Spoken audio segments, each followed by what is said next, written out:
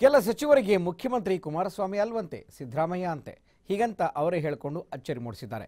MTB ನಾಗರಾಜ್ಗೆ ರಾಜಕಾರಣವೇ ಸಾಕಾಗಿದೆಯಂತೆ.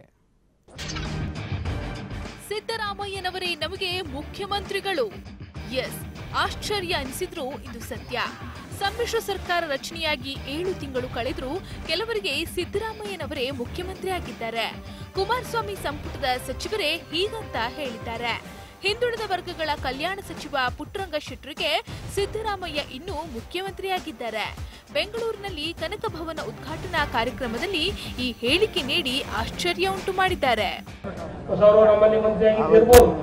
ಆದರೆ ಇನ್ನೇನು ಸುಧಾಕರ್ ಅಂತ ಹೇಳಿದ್ರು, ಅವರು ಮುಖ್ಯಮಂತ್ರಿ ಇವತ್ತು ಅಂತ ನಮ್ಮ ಪಾಲು ಅದೇ.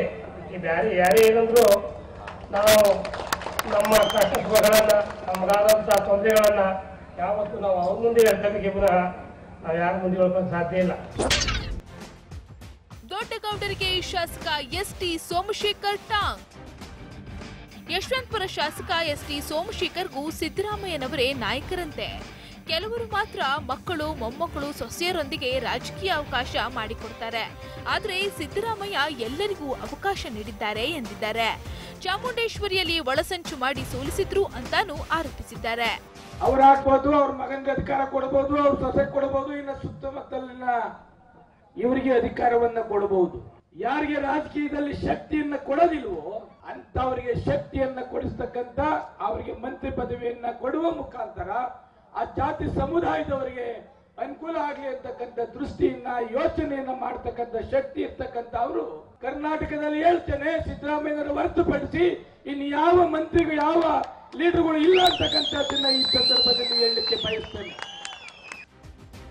ಸಿದ್ದರಾಮಯ್ಯ ಕೂಡ ಚಾಮುಂಡೇಶ್ವರಿ ಸೋಲಿನ ನೆನಪು ಮಾಡಿಕೊಂಡ್ರು. ವಸತಿ ಸಚಿವರಿಗೆ ರಾಜಕೀಯವೇ ಸಾಕಾಗಿದೆಯಂತೆ. ವಸತಿ ಸಚಿವ ಎಂಟಿಬಿ ನಾಗರಾಜ್ಗೆ ರಾಜಕಾರಣವೇ ಸಾಕಾಗಿ ಹೋಗಿದೆಯಂತೆ. ಸಚಿವನಾಗಬೇಕೆಂಬ ಆಸೆ ಇತ್ತು, ಅದು ಈಡೇರಿದೆ. ಮುಂದೆ ಯಾವ ಚುನಾವಣೆಗೂ ಸ್ಪರ್ಧಿಸಲ್ಲ ಅಂತ ಘೋಷಿಸಿದ್ದಾರೆ. ನನ್ನ ಎದೆ ಸಿಡಿದ್ರೆ ರಾಮನಂತೆ ಸಿದ್ದರಾಮಯ್ಯ ಕಾಣಿಸ್ತಾರೆ ಅಂತ ಹೇಳಿದ್ದಾರೆ. ಪರೋಕ್ಷವಾಗಿ ಗೌಡರಿಗೆ ಟಾಂಗ್ ಕೊಟ್ಟ ಎಚ್ಎಂ ರೇವಣ್ಣ. ಮಣ್ಣಿನ ಮಕ್ಕಳು ಅಂತ ಹೇಳ್ಕೊಳ್ತಾರೆ, ಆದ್ರೆ ಹಾಗೆ ಕರೆಸ್ಕೊಳ್ಳೋರು ಕೆಂಪೇಗೌಡ ಅಭಿವೃದ್ಧಿ ಪ್ರಾಧಿಕಾರ ಮಾಡಿದ್ರಾ ಅಂತ ಮಾಜಿ ಸಚಿವ ಎಚ್ಎಂ ರೇವಣ್ಣ ಪ್ರಶ್ನಿಸಿದ್ದಾರೆ.